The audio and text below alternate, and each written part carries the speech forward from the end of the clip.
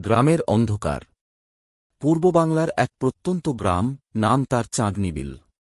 গ্রামটি ঘন জঙ্গলে ঢাকা, আর তার চারপাশে বাঁশঝাড় আর ডোবা।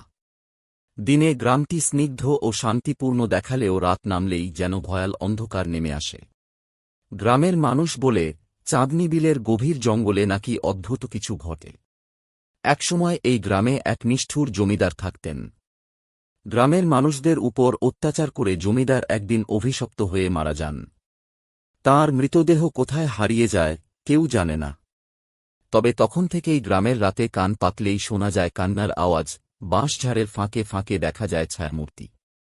এক রাতে গ্রামের তরুণ রাকেশ সাহস করে বন্ধুরা মিলে রহস্যের শেষ দেখতে বের হয়। কাঁধে কেরোসিনের লণ্ঠন, হাতে দা, আর বুকভরা সাহস নিয়ে তারা ঢোকে জঙ্গলে।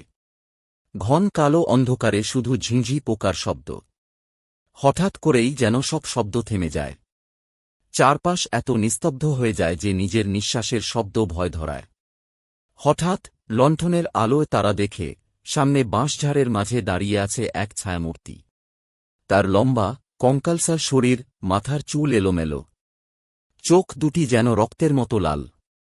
মূর্তিটি ধীরে ধীরে তাদের দিকে এগিয়ে আসে। রাকেশ চিৎকার করে উঠে, কিন্তু তার গলায় কোনো শব্দ বের হয় না। বন্ধুরা ছুটতে থাকে, কেউ কেউ জ্ঞান হারায়। পরদিন সকালে গ্রামের মানুষরা দেখতে পায়, রাকেশ আর তার বন্ধুদের কেউ আর ফিরল না। তবে জঙ্গলের পাশে পড়েছিল রাকেশের লণ্ঠন আর রক্তমাখা দা। চাঁদনীবিলের মানুষ এরপর আর কখনো রাতের বেলা জঙ্গলের কাছে ঘেঁষেনি। গ্রামের সেই বাঁশঝাড় আজও দাঁড়িয়ে আছে, আর রাত নামলেই শোনা যায় কান্না আর ফিসফাসের আওয়াজ।